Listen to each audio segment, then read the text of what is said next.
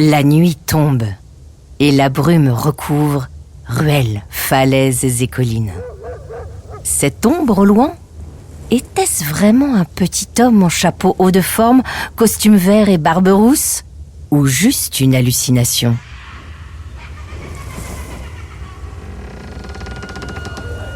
La chaleur du pub est rassurante, n'est-ce pas ?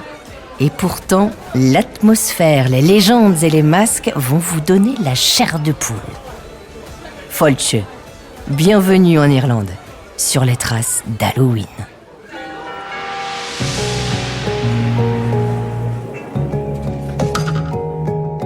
Vous avez des envies d'ailleurs ? D'évasion ? Bienvenue à bord d'Europe 1 Voyage. Un podcast où chaque épisode est la promesse d'une nouvelle destination. Ensemble, nous allons partir à la découverte de nouveaux horizons, faire de nouvelles rencontres et s'ouvrir aussi à de nouvelles cultures. Je m'appelle Vanessa Za, suivez-moi, je vous emmène en voyage. Europe 1 Voyage. Bonjour et bienvenue dans Europe 1 Voyage. Aujourd'hui, nous prenons la direction de la 3e plus grande île d'Europe, l'Irlande. L'île verte, en automne, se pare de ses plus belles couleurs, et notamment l'orange des citrouilles et le rouge du faux sang. Bienvenue dans le berceau d'Halloween. Parce que oui, vous le verrez, la fête d'Halloween prend ses racines en Irlande. Et des landes embrumées, aux ruelles pavées de Dublin, des châteaux hantés aux légendes qu'on se raconte autour d'un feu de camp, nous allons frissonner ensemble en arpentant ce pays magique qu'est l'Irlande. Ici, particulièrement à Halloween, les esprits se promènent souvent parmi les vivants. Allez, suivez-moi. N'ayez pas peur, nous allons en Irlande sur les traces d'Halloween. Cet épisode hors série d'Europe 1 Voyage sur la fête d'Halloween en Irlande a été rendu possible grâce au soutien de l'Office du tourisme irlandais. Merci à eux.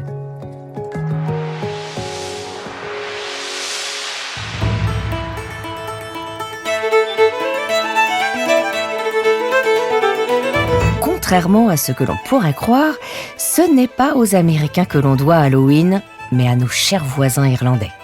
En voyageant, les émigrants venus d'Irlande ont répandu cette fête aux 4 coins du monde. Et cette tradition sur l'île aux 40 nuances de vert, elle remonte à plus de 2000 ans.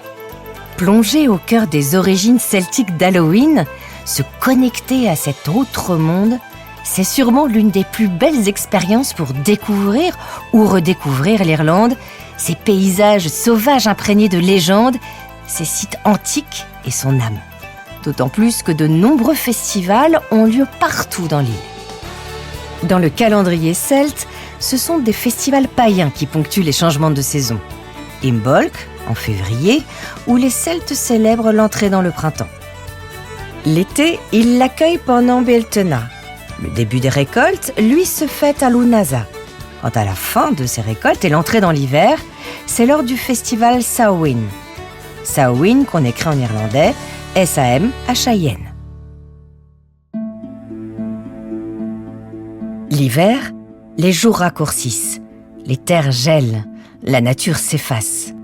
Pendant cette période obscure qui angoisse et tétanise, le voile était si fin entre le monde des vivants et des morts qu'on pensait que les créatures de Samhain prenaient vie, que les esprits pouvaient donc errer. Pire, que les morts pouvaient marcher sur terre. C'est pour cela que les Celtes se déguisaient avec de la paille et des peaux d'animaux pour effrayer les fantômes, et se fondre aussi parmi eux. On portait des masques pour cacher son visage, on sculptait des lanternes dans des navets, et non pas des citrouilles comme aujourd'hui. Pour éloigner les démons, on allumait des feux de joie afin d'effrayer les fantômes, mais aussi chasser la tristesse et honorer les défunts. C'était une fête conviviale, on allait voir les voisins, on frappait de porte en porte pour récupérer des pommes. Oui, des pommes. Pour les bonbons, il faudra attendre le début du XXe siècle.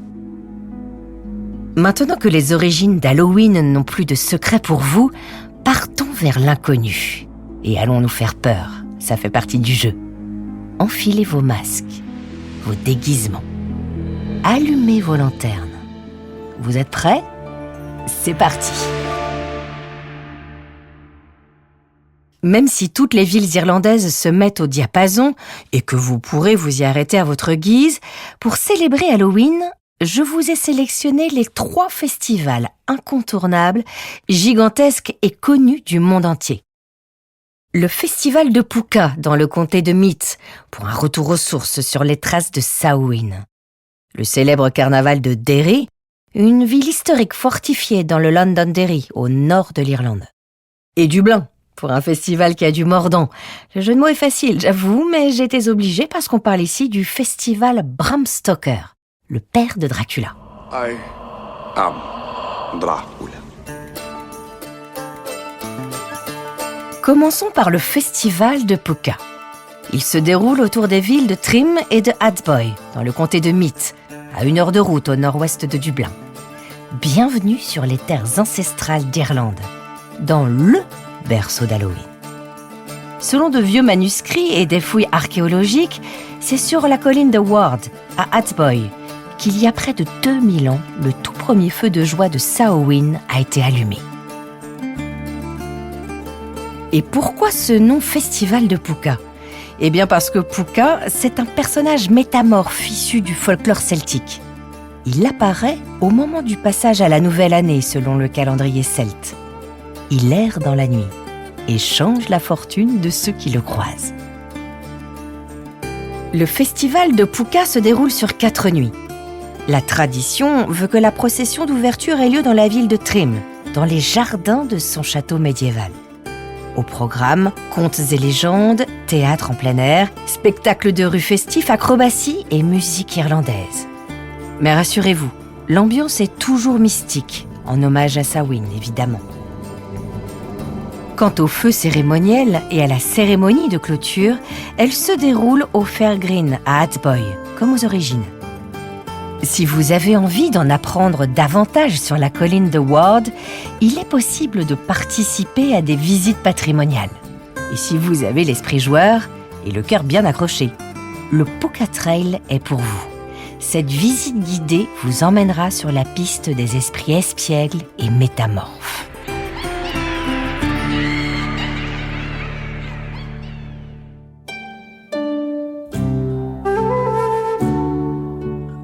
À Trim, en journée, poussez les portes de son château médiéval. C'est le château anglo-normand le mieux préservé d'Irlande. Et c'est ici qu'ont été tournées de nombreuses scènes du film épique de Mel Gibson, Braveheart. Je suis William Wallace. Et que vois-je ? Toute une armée de mes compatriotes réunis en défiance de la tyrannie. Profitez du comté de Meath pour découvrir ces sites archéologiques, comme par exemple Brunabonnier à Newgrange. Ce site est classé patrimoine mondial de l'UNESCO. Ces tombes à couloirs néolithiques datent d'il y a 5000 ans. Pendant le solstice d'hiver, un alignement parfait et fascinant permet aux rayons du soleil de pénétrer dans le mégalithe, puis de parcourir une petite vingtaine de mètres avant de toucher directement le cœur de la chambre mortuaire. Filons maintenant au festival de Derry, qui se déroule dans le nord de l'Irlande, à Derry, vous l'aviez deviné. Il est absolument incontournable. Cela fait 35 ans que le Derry Halloween envahit chaque automne cette ville fortifiée, imposante avec ses remparts de 6 mètres de haut sur près de 2 kilomètres. La scène de théâtre parfaite pour une atmosphère bien macabre et une véritable plongée dans le monde des morts-vivants. Mais attention, vous aussi, vous devez venir déguisé, sous peine qu'on refuse de vous servir à boire. Parmi les moments les plus forts et les plus époustouflants, le défilé du carnaval. De la musique, de la danse, des spectacles, le feu d'artifice et le bal gothique. Un vrai voyage dans l'au-delà. Vous dansez au milieu des squelettes, des fantômes et des vampires. Et ça, dans une église du 19e siècle, totalement freaky. La Glassworks. Et là, soyez-en sûrs, vous allez comprendre pourquoi on surnomme Derry The City of Bones, la cité des os. Regardez bien les armoiries de la ville. Si, vous avez bien vu, c'est bien un squelette représenté à la droite du château.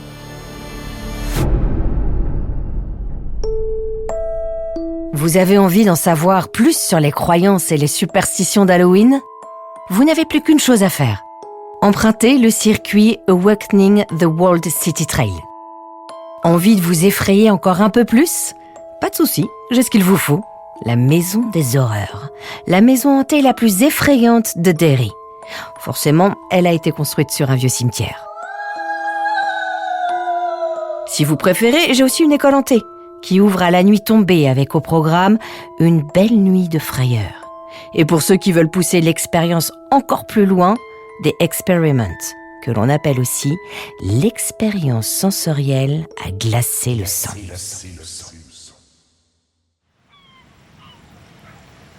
Autre ambiance, Derry est aussi le spot idéal pour découvrir deux des plus incroyables routes côtières d'Irlande. Le Wild Atlantic Way, la plus grande route côtière au monde. Oui, plus longue que la highway californienne. Et puis la route côtière de la Chaussée des Géants, classée au patrimoine mondial de l'UNESCO et immortalisée grâce à la série Game of Thrones. Les yeux du comte s'allumèrent comme des braises, et il dit : « Écoutez-les donc, ces enfants de la nuit. N'est-ce pas la plus belle des musiques ? » Qui dit Halloween, dit peur. Qui dit peur, dit Dracula. Alors vous devez vous demander ce que vient faire Dracula en Irlande, puisque le roman se déroule entre la Transylvanie et l'Angleterre. Certes, mais son auteur, Bram Stoker, lui était un vrai Dublinois. C'est Virginie Giraud qui nous en parlait dans un épisode d'Au cœur de l'histoire. Nous sommes à Dublin, au début des années 1860. Dans le quartier de Smithfield, à quelques pas des quais, les passants prennent garde à ne pas glisser sur les pavés tout en vaquant à leurs occupations. Personne ne fait attention à ce jeune adolescent et à sa mère qui viennent de pénétrer dans l'enceinte de l'église Saint-Michan. Malgré le mauvais temps, le jeune Bram Stoker est heureux d'être là. Après avoir passé les 7 premières années de sa vie cloué au lit par une maladie infantile, il peut enfin se promener. Et pour cette sortie, sa mère a choisi de l'emmener visiter le caveau de leur famille. Elle lui en a beaucoup parlé et il a hâte de le découvrir. Dans le mince couloir de pierre calcaire, l'atmosphère est moite et oppressante. Les caveaux se succèdent et soudain, l'adolescent s'arrête. À la lueur des lampes, il vient d'apercevoir 4 cercueils ouverts. Il regarde de plus près. À l'intérieur, il y a des momies parfaitement conservées. L'image de ces momies fascine Bram. Il ne peut détourner son regard. Le jeune homme reviendra souvent dans ce caveau. Sans s'en rendre compte, il vient de poser la première pierre d'un roman dont le personnage entrera dans la légende. Le comte Dracula. Bram Stoker a suivi ses études au Trinity College de Dublin. Si vous avez le temps, allez le découvrir, ça vaut vraiment le coup d'œil. Là, il passe une grande partie de son temps à la Marsh Library, où il dévore un nombre incalculable de livres. La Marsh Library, c'est la plus ancienne bibliothèque publique d'Irlande. Et là encore, ça mérite une visite. Vous y apercevrez notamment le masque mortuaire de Jonathan Swift, vous savez, l'auteur des Voyages de Gulliver. Et voilà, vous comprenez mieux pourquoi on lui rend hommage, à lui, mais aussi à son Dracula, avec le festival Bram Stoker. C'est l'un des plus grands festivals artistiques et multidisciplinaires de Dublin. Musique, comédie, théâtre, projection de films, rencontres littéraires et expériences culinaires. On dresse même des banquets dans des cryptes. Et pour finir avec Bram Stoker, sachez qu'une nouvelle inédite intitulée Gibbet Hill a été retrouvée. Elle avait été publiée dans un supplément de Noël de l'édition dublinoise du journal The Daily Mail en 1890. Mais aucune biographie sur Bram Stoker n'en avait jamais parlé. Le père de Dracula, âgé alors de 33 ans, y raconte l'histoire d'un marin assassiné par 3 criminels dont les corps sont pendus à une potence sur une colline en guise d'avertissement aux voyageurs de passage. Pour prolonger l'ambiance d'Halloween à Dublin, voici quelques recommandations, avec des pubs, parce qu'on est en Irlande quand même. The Grave Diggers. C'est là que les fossoyeurs du cimetière de Glasnevin prenaient leur pinte après le travail. Le Tonner's Pub, qui date du XVIIe siècle et que Stoker fréquentait assez souvent. Et enfin, direction le Ball and Castle, un pub situé dans le quartier de Christchurch. Avant d'être un pub, c'était une épicerie. Et avant, c'était la maison natale du poète James Clarence Mangan. Un artiste torturé, dépressif, en proie à diverses addictions et qui succomba au choléra en 1849. On dit que son fantôme continue de hanter la maison de son enfance. Et d'après les dires, ses apparitions au Bull and Castle ne passent pas inaperçues. Dès que le fantôme du poète se manifeste, la température du pub devient soudainement glaciale et l'humeur des lieux s'assombrit. Aujourd'hui, je vais faire Halloween au centre de loisirs. Faux ongles, noir à dents, musique d'horreur, sang artificiel. Halloween édition 2002 ne fait pas dans la demi-mesure. Et les enfants suivent, comme Lucas, 5 ans. Moi, je cherche des trucs qui font peur, en fait. J'ai peur de rien, c'est pour ça que je veux des trucs qui font peur. Et là, il n'y a rien qui t'a fait peur pour le moment ? Non, pas du tout. Finalement, Lucas se fera quand même un petit frisson. Au stand maquillage, la fausse cicatrice avait l'air bien réelle. Vous avez envie de continuer à frissonner ? Voici 2 coups de cœur. Et justement, on reste dans le comté de Dublin. Poussez les portes du château de Malahide. De nombreux châteaux peuvent revendiquer d'avoir un fantôme ou 2. Celui-là en a 5. Cet impressionnant château médiéval a plus de 800 ans. C'est le roi Henri II qui a fait don des terres et du port de Malahide à un de ses chevaliers, Richard Talbot, en récompense de ses services en 1185. 5 fantômes donc, dont une dame en blanc qui erre dans les pièces et les couloirs du château. Normal, la dame en blanc, c'est un basique. Mais il y a aussi Puck. Ce bouffon de la cour était tombé amoureux de l'une des prisonnières de la Malahide, Lady Eleanora Fitzgerald. Démasqué, puis poignardé en plein cœur, il a juré dans son dernier souffle de revenir hanter le château et d'attendre la libération de sa bien-aimée. Pour en savoir plus sur l'histoire du château et de ses fantômes, une visite s'impose. Avez-vous déjà entendu parler de la Banshee ? Mais si, ces esprits féminins connus pour leurs cris. Pas n'importe lequel. Il annonce une mort imminente. Les Irlandais croient que si vous entendez ce cri, c'est qu'un membre de votre famille va bientôt mourir. La Banshee peut se présenter sous plusieurs formes.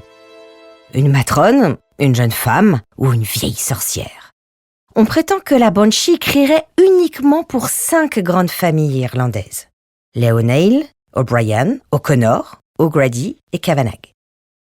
Certains disent que si vous la regardez, elle disparaîtra. D'autres, au contraire, qu'il ne faut jamais poser les yeux sur elle. Finalement, on ne sait pas si la Banshee est une force du bien ou du mal. Et si je vous racontais la légende de la Banshee de Molladuff ? Pour ça, il faut aller dans le comté de Donegal, le long du Wild Atlantic Way, dont je vous parlais tout à l'heure.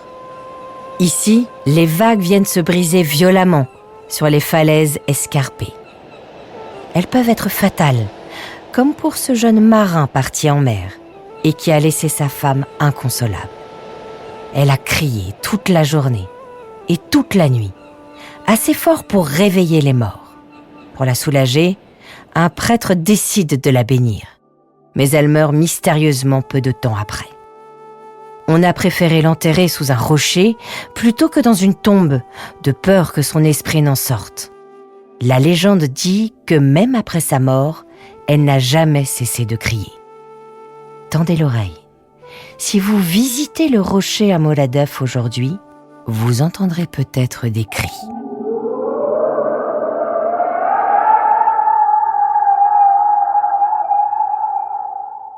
Nous sommes le 31 octobre.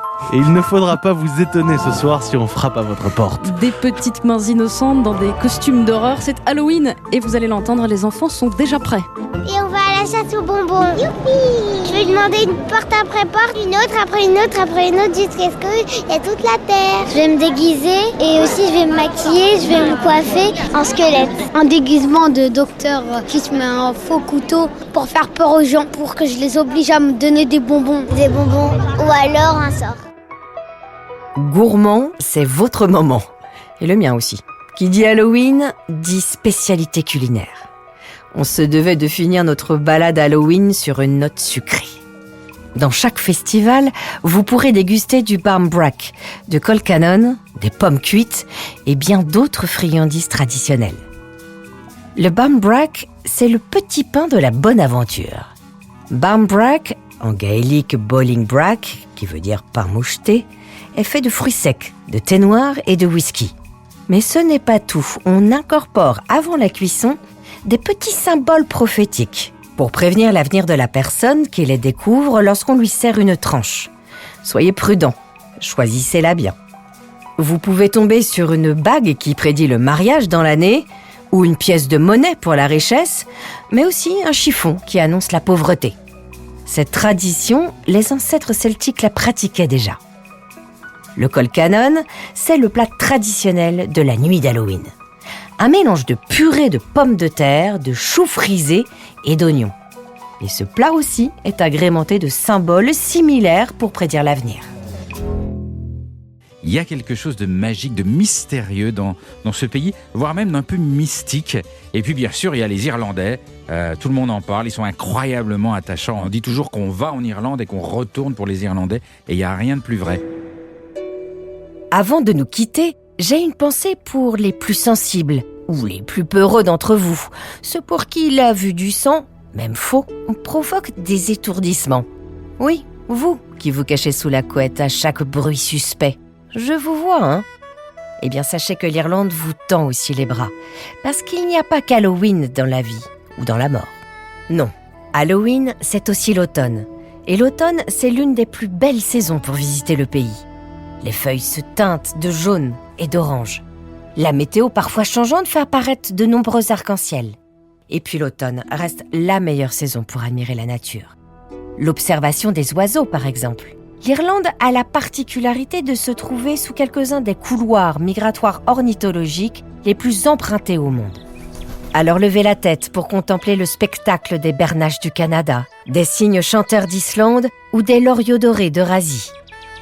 L'automne, c'est aussi la saison des récoltes et rien ne vaut les marchés de producteurs à Belfast ou à Cork par exemple pour découvrir toutes les saveurs de l'Irlande. Et puis s'il fait un peu froid, réchauffez-vous dans un pub. Le feu de cheminée, une bonne boisson chaude, les musiciens au fond de la salle qui partagent mélodies et chansons anciennes. À vrai dire, la chaleur est partout. Et surtout la chaleur humaine. Vous nous reparlerez de l'accueil et de la gentillesse des habitants. Et ça, c'est vrai en automne, mais aussi en hiver, au printemps ou en été. Parce que l'Irlande, on l'aime à toutes les saisons. Mais c'est vrai qu'à Halloween, elle est effroyablement belle.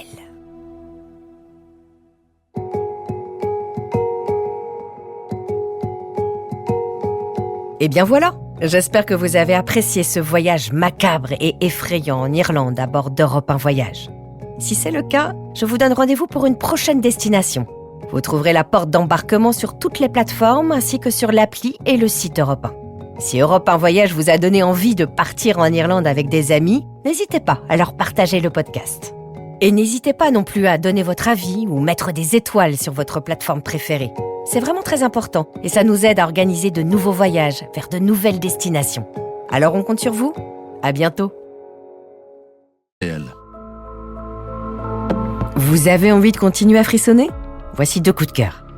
Et justement, on reste dans le comté de Dublin. Poussez les portes du château de Malahide.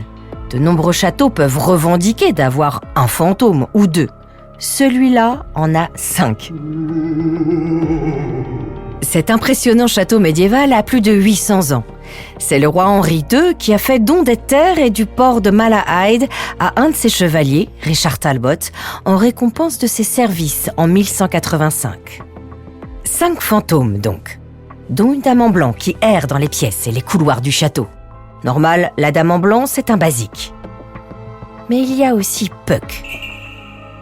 Ce bouffon de la cour était tombé amoureux de l'une des prisonnières de la Malahide, Lady Eleanora Fitzgerald. Démasqué, puis poignardé en plein cœur, il a juré dans son dernier souffle de revenir hanter le château et d'attendre la libération de sa bien-aimée. Pour en savoir plus sur l'histoire du château et de ses fantômes, une visite s'impose. Avez-vous déjà entendu parler de la Banshee ? Mais si, ces esprits féminins connus pour leurs cris. Pas n'importe lequel. Il annonce une mort imminente. Les Irlandais croient que si vous entendez ce cri, c'est qu'un membre de votre famille va bientôt mourir. La Banshee peut se présenter sous plusieurs formes. Une matrone, une jeune femme ou une vieille sorcière. On prétend que la Banshee crierait uniquement pour 5 grandes familles irlandaises. Les O'Neill, O'Brien, O'Connor, O'Grady et Kavanagh. Certains disent que si vous la regardez, elle disparaîtra. D'autres, au contraire, qu'il ne faut jamais poser les yeux sur elle. Finalement, on ne sait pas si la Banshee est une force du bien ou du mal. Et si je vous racontais la légende de la Banshee de Molladuff ? Pour ça, il faut aller dans le comté de Donegal, le long du Wild Atlantic Way, dont je vous parlais tout à l'heure. Ici, les vagues viennent se briser violemment sur les falaises escarpées. Elles peuvent être fatales, comme pour ce jeune marin parti en mer et qui a laissé sa femme inconsolable. Elle a crié toute la journée et toute la nuit, assez fort pour réveiller les morts.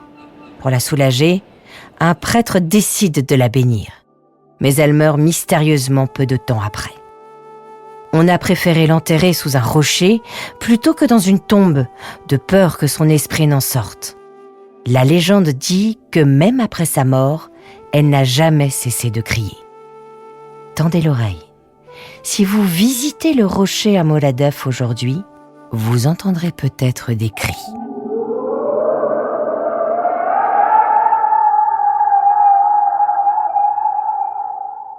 Nous sommes le 31 octobre.